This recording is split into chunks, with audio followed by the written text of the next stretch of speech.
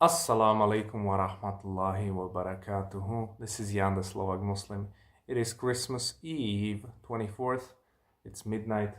I'm in the masjid. In this video, I wanted to talk about the importance of communication because basically our entire life is just communication with other people and sharing information. A lot of people create issues in the deen, in your marriage, everywhere, just because you are not communicating correctly. What do I mean by this? Well, for example, I've learned this the hard way, especially in business. In the first couple of years, you always get rejected, and you build this sort of pitch, or let's say a sales persona, where you cut straight to the chase. So you're able to cut through the clutter and cut through. I think there's an expression like "stop beating around the bush. Just tell me what you want." Right? Like people want to know exactly what you want, exactly when you ask them. And I've been trained so much. My brain in business has been trained so hard by this. It's hardwired 7 years in to be straight to the chase, that I can't stand small talk or people just talking about a subject, not being like directly talking about what do you mean, what do you want to say, So I just wanted to share that in business, like people just hang up on you, or people just don't give you time, or you just don't sell anything because let's say you just in your presentation you just talk about your case studies, you go very like you're not paying attention to them and stuff like that, and people notice, so you just have to be able to cut to the chase and tell them, hey, here's who I am, here's what I'm offering, here's what I want from you. Think about it, like you want something from me and I have to pay attention to you. No, it's the other way around. You have to pay attention to me. Like if I want something from someone, it doesn't matter what it is.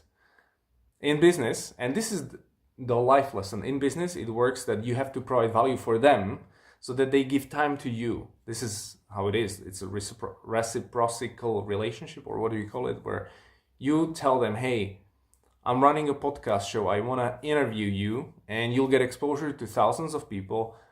Do you want to come on the show? Yes. It's easy pitch.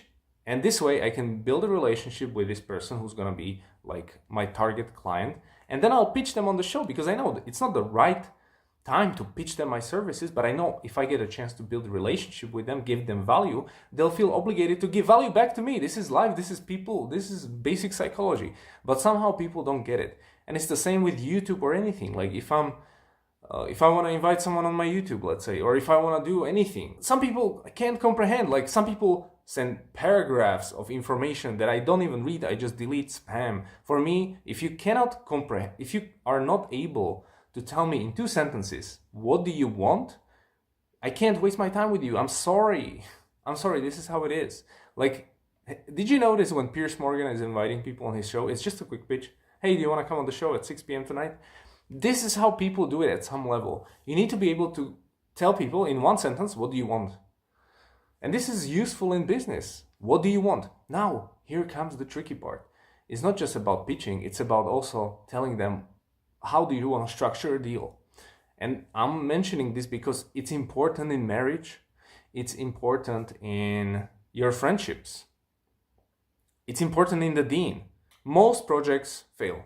Any type of projects. Most projects fail because of lack of communication. Most marriages fail because of lack of communication and bad expectations. Most businesses fail because of lack of communication and bad expectations. So communication goes hand in hand with expectations. But if you're not able to communicate those expectations, it's going to be a problem. So what do I mean? Let's say you're getting married, you're doing a nikah. Well, first thing you gotta do, I have a friend who just, he basically just DM'd the whole marriage proposal. But I would not do that. Anyways, first thing you should do is just basically,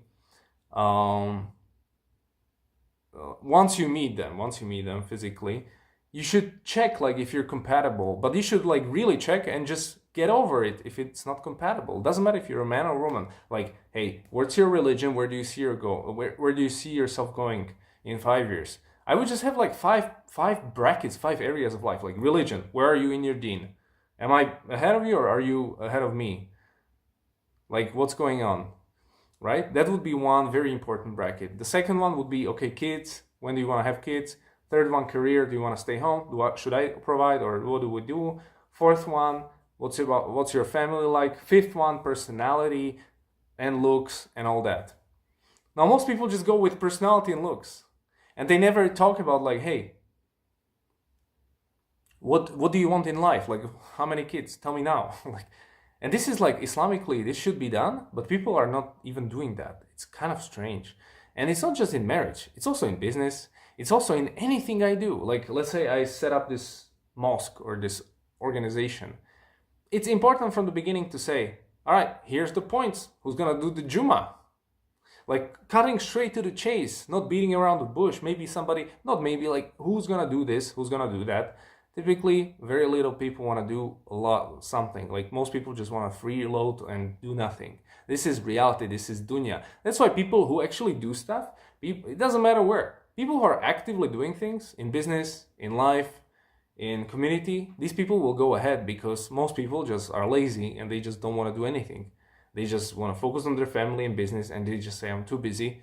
But in reality, how busy are you, man? Like, I have a family, I have businesses, I have a community, and I'm not that busy. I can still find time. So you're just playing yourself. You can't lie to me, because I've been through many things in my life, and you cannot lie to me, but you're lying to yourself. Anyways, the thing is, communication is key, and you have to be able to concisely communicate what do you want to offer. And this is just general advice. You can apply this principle anywhere, but it's crucial to understand and communicate. And I'll just want to maybe give you a quick framework. So basically, if you're pitching something quickly, you just need to do like a quick introduction. Who are you? Quick introduction. I mean, I'm Jan, I run this company. That's it, nothing else. Then value proposition. What do you want? Hey, I wanted to reach out because we recently helped X company develop X and eat X. All right, very simple proposition. Call to action. What do you want? I would like to have a chat with you. I'd like to invite you for lunch. I'd like to do that. And be okay with people saying no, because most people will reject you. 90% of my pitches go cold. Even at this stage, most people don't want to talk to me who are on upper echelons of industry, because that's reality. Most people who are, let's say, more successful than you, they are also much more busier, and they get much more pitches. So people wanna steal their time, because this person is valuable. They obviously know something about this dunya that most people don't know, because they are dumb. So they want to steal their time and extract value. And these people know how to protect time and value. I didn't know it before. Like, my first couple of years in business, I would just give my time freely to everyone. Like, you want to have an interview, you want to do that. And I would just give time. I would talk to anyone. And then I realized I'm wasting so much time just talking to people, getting nowhere. So I just learned to start saying no. So people would come to me, say something, I'm like, thanks, bye, next. And now, even if people pitch me great idea, I just say no, because I know my capacity and I know how my brain operates and what I can do at this stage. But 100% of ideas that you could pitch me now, I would say no, because it's just not my priority. Anyways, I'm just giving you a framework, because a lot of things don't go well in life. Most projects, most things, and even in IT projects, like when we discuss like what went wrong, we just look back and say, hey, in the beginning, client expected that. Yet we didn't clearly communicate whose responsibility it is, and then it just backfired. And this is typically like, if you don't communicate the essential point, it will destroy you. So make sure the message is to communicate. Make sure to do it even if it's not your personality, even if you feel like, I don't know, you feel like, this is very uncomfortable. That's the thing you have to communicate. If you feel that feeling like, I don't want to really talk about this, it's really uncomfortable. Let's say it's about money. That's always like, I don't know what to do. You gotta talk about it. I only learned this in business. I never learned it in school. I didn't learn it in my family. I don't think most people actually know how to do this, because it's a skill you learn through rejection. And you learn to quickly come up with the main point. It's just, I love people now that can cut straight to the chase and just be like, this is what I'm thinking. And they just go through, I can see their thought. It's just very, very sharp. I'm like, that person, I want to be friends. I want to be friends with that guy, because he can be very sharp with his ideas.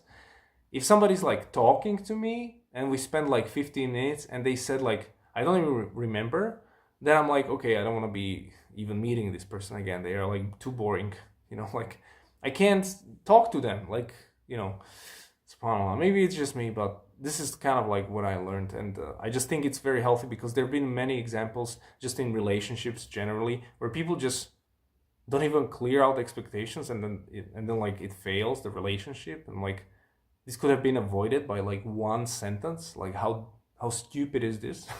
Like, and there's so many cases like that, subhanAllah. And it's, again, with the Christmas trees and all that, like it's clear, like when we were doing nikah with my wife, I'm like, we can't have Christmas, like we can't have this. And it's like, it was, if I didn't say it then, it would come up in a year, it would come up and it would destroy our marriage probably. So we had to set those expectations, and there's always new challenges, so you always have to be very upfront with all these things, because they'll just eat you apart. Anyways, that's my message to you. Communicate properly. I don't know if it's the sunnah, but I'm sure, I know our Prophet sallallahu alaihi wasallam said, he was not said, but he was he was cutting straight to the chase. When he said something, he would say he wouldn't say a lot of words, but they would have a lot of meaning behind it. And that's kind of how you have to do it. So you say one sentence and it has so much meaning, like a book, and that's what you gotta do, man. You gotta learn to like tighten up your speech, because that's most people's problems, really. Nowadays, most people can't talk. Most people don't know how to communicate. Most people don't know how to get raise in a salary. Most people don't know how to change job. Most people don't know how to get married. Most people don't know how to, like, just be like effective in life in some sort of way, And it's something you can learn this. Like, you don't have to be born. This is a skill set. It's not like something you have to be born with. It's not genetic. You just learn it through practice, and then you can have it. And it's a very, very good skill to have, especially if you're in business. You gotta have it. Anyways, assalamu alaikum wa rahmatullahi from our masjid. This is the last time I'm here. I'm heading to the East Slovakia, and then to Budapest, and flying to Mecca. Well, Jeddah in my ihram. Subhanallah, I'm so pumped, so excited for Umrah. Subhanallah, hopefully Allah will accept it. I just feel like I need to clean myself from all the sin and everything I've been through for a couple of years since the Shahada. So, subhanallah, I'm excited. I'm really excited to spend New Year's in Medina, and subhanallah. Yeah, it's just, we'll see how it goes. I mean, I'll try to vlog something. Definitely, I'm not gonna vlog Umrah, because I wanna have my niyyah on Allah, and but the rest, maybe I'll show something. So thank you guys. This will be probably my last video this year, but maybe I'll do one more. But assalamu alaikum wa rahmatullahi wa barakatuhu.